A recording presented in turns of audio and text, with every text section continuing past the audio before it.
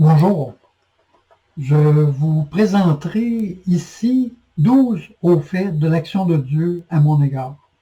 J'espère par là vous encourager à mettre en Dieu votre confiance lorsque vous vous trouvez à des moments charnières de votre vie. Le premier haut fait remonte à 1975, alors que je commençais à explorer le texte biblique et où j'avais découvert qu'il était écrit que tout ce que nous demandons selon la volonté de Dieu, Dieu l'accomplit, et où j'avais aussi découvert qu'il était écrit que Dieu veut que tous les hommes soient sauvés et parviennent à la connaissance de la vérité. Alors dans ce contexte où je commençais ma démarche envers Dieu et où il m'arrivait de douter de l'existence même de Dieu, je rencontre un autre autostoppeur alors que je me rendais de Calgary à Vancouver, et avec le très peu de connaissances bibliques que j'avais, je cherchais à l'encourager à revenir à la foi chrétienne qu'il avait abandonnée depuis un certain temps, mais il était capable de contrer chaque parole que je lui apportais par une connaissance beaucoup plus grande que moi des Écritures, étant donné qu'il provenait d'un arrière-plan familial chrétien. Alors, dans mon fort intérieur, pendant que nous faisions du pouce et que nous discutions, j'ai fait appel à Dieu de la manière suivante. Seigneur, si tu existes, envoie-nous un lift avec quelqu'un qui connaît la Bible. Alors, quelques minutes seulement plus tard, un automobiliste est arrêté et nous informe que la première parole qu'il dit, c'est « Jamais je ne prends d'autostoppeur, mais l'Esprit de Dieu m'a convaincu de vous prendre. » Et là, je lui ai répondu que justement, je venais de prier pour que Dieu nous envoie quelqu'un qui connaisse la Bible pour répondre aux objections de mon compagnon de voyage. Et cet événement a été très marquant pour moi parce que par la suite, je ne voulais pas apporter les changements à ma vie que ma lecture des Écritures me conduisait à savoir qu'il faudrait que je change certaines dimensions très importantes de ma vie, que je change radicalement dans bien des domaines. Dans le contexte de ce conflit intérieur, ce qui va me conduire au moment des interventions de Dieu dans ma vie, je cherchais à trouver des explications à pourquoi est-ce qu'on peut obtenir des réponses à nos prières s'il n'existe pas de Dieu. Alors, je tournais mon regard vers des explications soi-disant scientifiques concernant les phénomènes spirituels ou paranormaux, ou en particulier dans les sciences occultes, et je m'intéressais beaucoup à cet aspect. Mais une nuit, j'ai eu un rêve symbolique qui m'a convaincu que Dieu m'invitait à renoncer à cette investigation et que si je poursuivais cette investigation, j'allais me bloquer tout accès éventuel à m'approcher de Dieu dans une relation de salut et dans une relation personnelle. Alors, c'était un rêve vraiment impressionnant par la symbolique et non par les paroles en tant que telles. Et j'ai donc abandonné cet intérêt complètement parce que je ne voulais pas changer ma vie maintenant, mais je ne voulais pas me fermer la possibilité que Dieu, de venir à Dieu un jour éventuellement. Et éventuellement, j'ai réalisé que tous les buts que je poursuivais ne m'apportaient pas de satisfaction. J'ai tourné ma vie entre les mains du Seigneur. J'ai apporté les changements radicaux que j'avais refusé d'apporter initialement. Et ma vie a vraiment changé du tout au tout. Et je cherchais à à marcher dans l'obéissance aux Écritures dans tous les domaines de ma vie. Et à ce moment-là, je faisais partie des forces armées canadiennes et lors d'une revue militaire, c'est-à-dire on appelait ça une parade, il y avait une trentaine de soldats alignés en 3 rangées et le commandant se promenait de soldat en soldat avec la question aimez-vous ça ici? Aimez-vous ça ici? Aimez-vous ça ici? Moi, j'étais le 10e à l'autre bout du rang. Alors là, je me disais, Seigneur, je déteste le climat qu'il y a ici.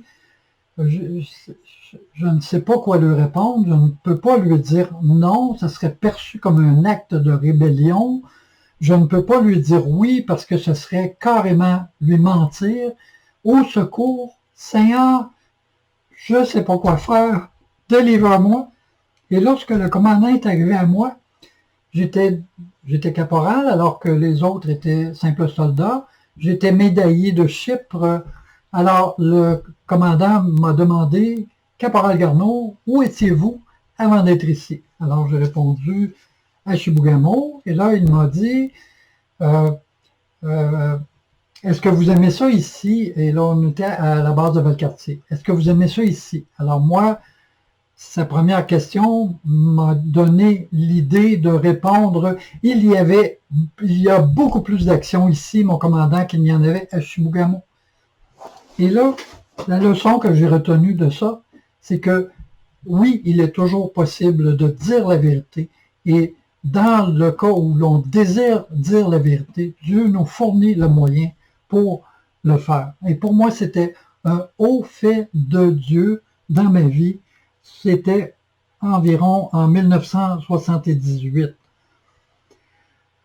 Quelques années plus tard, alors que j'étais impliqué dans un ministère chrétien à temps plein et que cela m'avait conduit à faire des études dans un séminaire théologique, lors de la 2e année, notre propriétaire nous a dit qu'elle exigeait que nous évacuions son loyer durant la période des fêtes parce que son fils allait venir l'habiter. Alors, c'était vraiment une grosse épreuve pour nous parce que c'était très difficile d'envisager ce déménagement-là. Ça venait bouleverser non seulement nos vacances de Noël, mais le temps requis pour étudier. Alors, un matin, je me mets à genoux avec cette problématique-là et j'avais Philippiens 4 devant les yeux qui dit « En toute chose, faites connaître vos besoins à Dieu par des prières et des supplications, et avec des actions de grâce, et la paix de Dieu, qui surpasse toute intelligence, gardera vos cœurs et vos pensées en Jésus-Christ. » Alors j'étais dans la reconnaissance, véritablement dans une attitude de reconnaissance à travers cette épreuve. J'étais à genoux devant mon fauteuil, dans mon salon, à 4 heures du matin, le téléphone sonne. C'était la propriétaire du logement qui m'annonce que la veille au soir, elle avait participé à une réunion de réveil spirituel et que le Seigneur lui avait convaincu de ne plus nous demander de quitter son logement. Alors, vraiment, ça aussi, c'était un haut fait de Dieu, d'autant plus que dans l'épreuve, j'étais sincèrement reconnaissant. Et c'est à ce moment-là que l'épreuve est tombée. Les épreuves ne tombent pas toujours comme ça, mais c'est vraiment un moment fort dans ma vie. C'est le 4e haut fait dont je voulais vous faire part ce matin, aujourd'hui. Le 5e, c'est qu'après ma formation théologique, on m'a demandé de démarrer une église fille, à titre de responsable de cette église fille, et je devais tout faire, trouver des personnes intéressées, trouver un local, mais je ne parvenais pas à trouver un local et l'église dans laquelle j'étais engagé était une grosse église avec beaucoup d'activités et il n'y avait que un dimanche qui me paraissait approprié pour faire l'annonce du démarrage de cette église fille à l'automne cette année-là. Alors, sans avoir trouvé un local encore, je me suis adressé à Dieu et je lui ai dit, Seigneur, c'est ton projet, ou bien il passe, ou bien il casse, mais moi j'annonce le début des réunions pour la date qui était fixée et nous avons besoin que tu pourvoies un local. Aussitôt l'annonce faite, un frère de l'Assemblée nous propose d'utiliser son salon de chiropraticien pour débuter nos réunions. Et c'était un petit groupe au début, alors le salon avec toutes les petites salles convenait pour les adultes, les enfants. Nous pouvions fonctionner très bien. D'ailleurs, nous étions là pendant plusieurs mois, quelques années au début de ce ministère. Alors, c'était le 5e au fait des interventions de Dieu dans ma vie. Le 6e fait suite à un déchirement, il y a une déroute profonde chez moi, alors que j'avais tout fait ce que je comprenais pour servir Dieu du mieux que je pouvais et avec les meilleures attitudes possibles, j'en suis venu à la conclusion qu'il me fallait renoncer au ministère pastoral à temps plein et me réorienter vers un emploi séculier. Dans ce contexte, je me suis identifié à Job qui a dit un jour, qui a exprimé un jour le désir que son histoire soit racontée, que son histoire soit connue.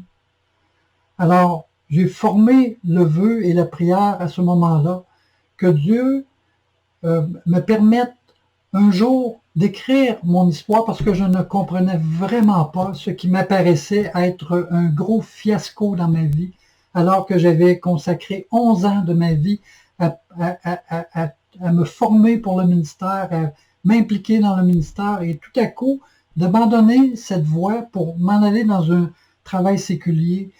Ça m'a vraiment défait et je voulais éventuellement pouvoir en parler. Et ça, c'était en 1988, vers 1988 que j'ai fait cette prière-là à Dieu.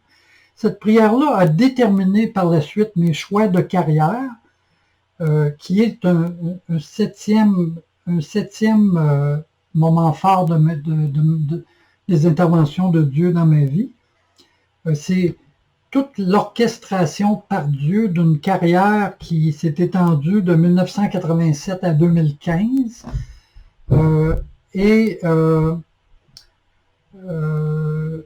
Mais dans cette carrière, je cherchais toujours les possibilités de me former pour pouvoir écrire un jour mon histoire chrétienne, mais donc dans le cadre de mon travail, j'étais en mesure de faire des choix qui m'ont amené à produire beaucoup de documents écrits, à corriger, à réviser des documents écrits, à traduire tout ce qui touche la manipulation, le travail avec les textes.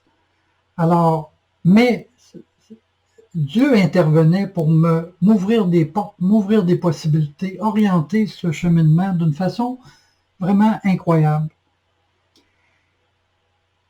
Pour revenir, c'est le 7e élément, pour revenir au 6e, écrire un jour, vers les dernières années de ma carrière, j'ai eu à cœur de m'inscrire à un programme de second cycle universitaire. Et dans le contexte de cet intérêt, j'ai découvert qu'il existait un champ de recherche et une chercheuse à la Télé-Université du Québec, qui était spécialisée dans les histoires de vie en formation. Et j'ai vu là un potentiel de formation pour l'espoir que j'entretenais de pouvoir un jour raconter ce qui m'était arrivé, raconter mon histoire, raconter mon vécu avec Dieu. Alors, c'est un petit retour sur le 6e au fait, écrire un jour que Dieu a rendu possible en me formant techniquement, à travers mon travail et à travers une maîtrise en formation à distance spécialisée sur le domaine de l'accompagnement à l'apprentissage, dans le cadre duquel j'ai écrit mon histoire de vie en formation en intégrant une partie de mon parcours spirituel dans la mesure où c'était possible de le faire dans ce contexte. Le 8e au fait, alors là, le conseiller en gestion, on parle d'une carrière de 1987 à 2015. En 2008, l'Esprit de Dieu, j'ai eu une conviction intérieure que c'était l'Esprit de Dieu lui-même qui m'invitait à apporter un changement radical dans un domaine de ma vie que j'avais négligé en termes d'une désobéissance que je me permettais et que je ne considérais pas grave, mais que l'Esprit de Dieu, en 2008, m'a dit d'une façon vraiment convaincante, qu'est-ce que tu veux? Alors moi, ma réponse c'était, je te choisis toi, Seigneur, bien sûr. Et c'était un moment qui a apporté vraiment une grande transformation dans ma vie. Et c'est un moment qui était une intervention de la part de Dieu qui m'a, avec douceur et avec clarté et avec fermeté et avec conviction, démontré que je devais faire un choix, soit envers Dieu ou soit envers une idole que je tolérais dans mon existence. Le 9e au fait que j'avais à cœur de vous partager dans ce résumé rapide des hauts faits de Dieu dans ma vie, c'est l'intimité avec Dieu dans le cadre du travail en 2014. Toute l'année 2014 et même une partie de 2013 a été très, très difficile pour moi. J'étais sur la fin de ma carrière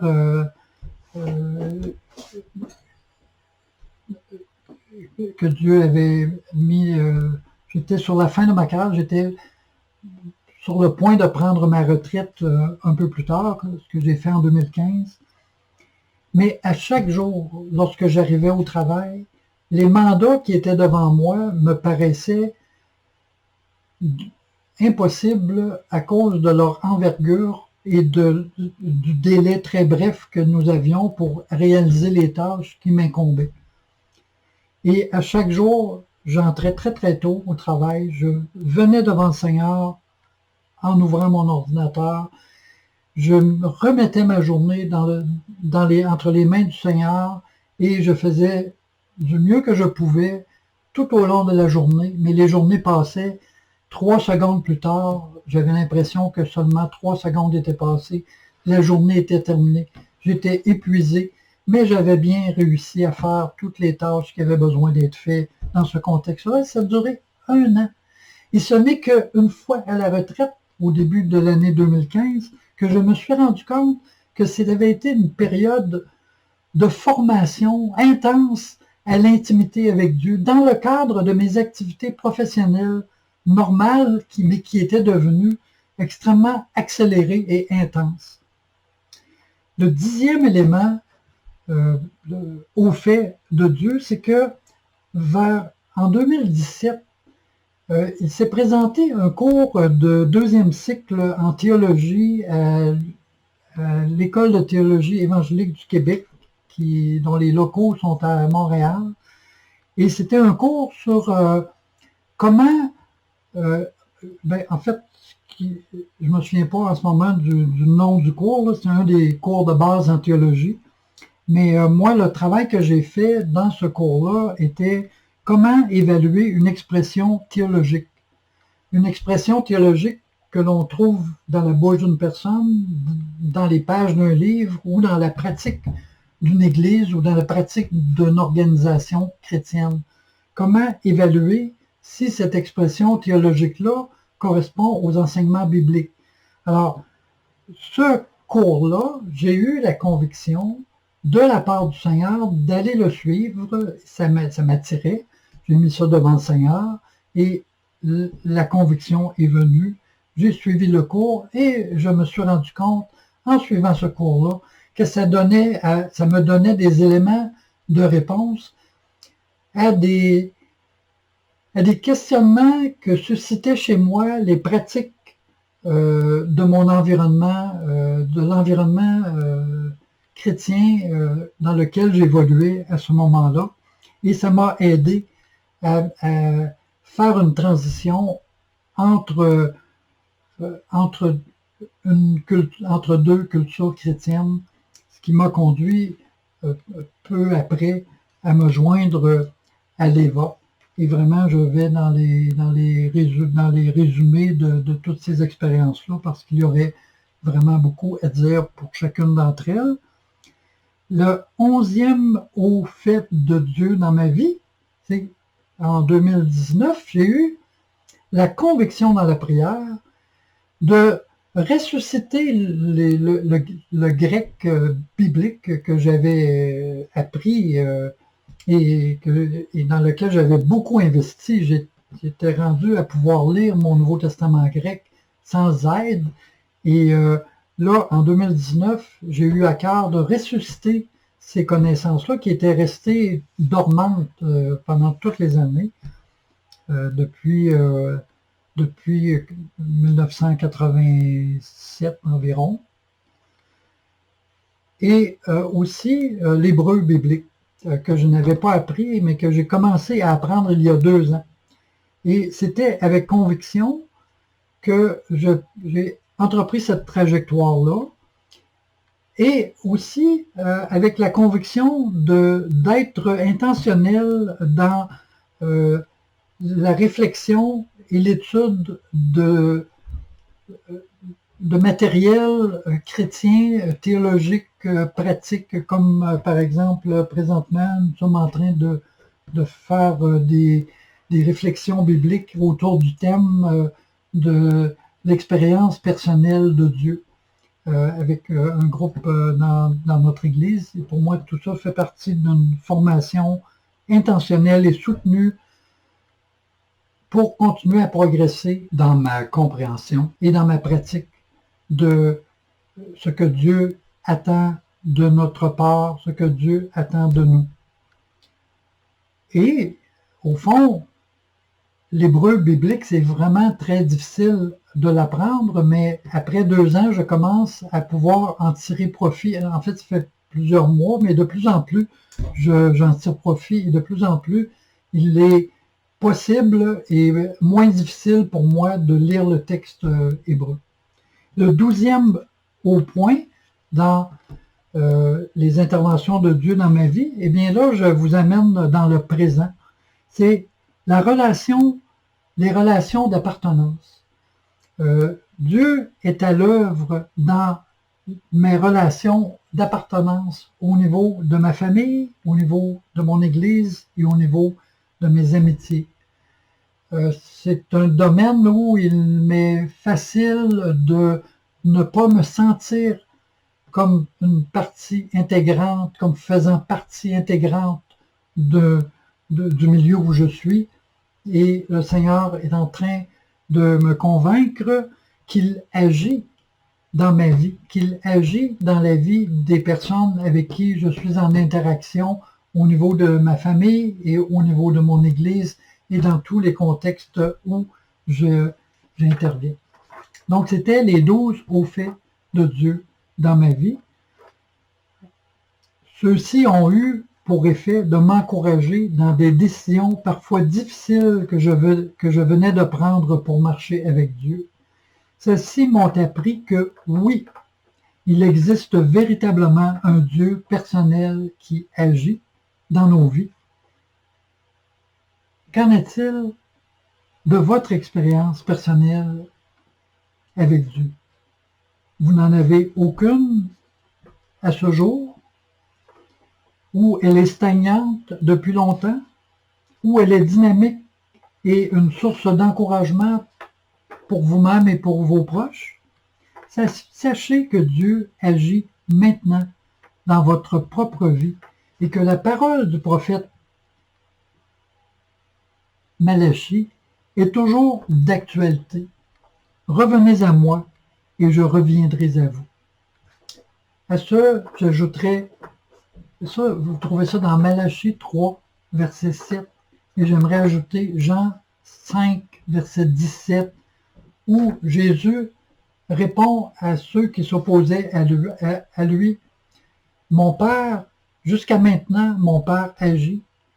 Moi aussi, j'agis. En lisant ce verset, ce matin, il est devenu clair pour moi et ça m'a beaucoup impressionné le fait que Dieu agit. Maintenant, Jean 5, allez voir, Jean 5, 17. Dieu agit, Jésus agit dans ma vie, dans votre vie, dans la vie de nos proches. Merci beaucoup d'avoir pris la peine d'écouter cette vidéo jusqu'à la fin. Que Dieu vous bénisse.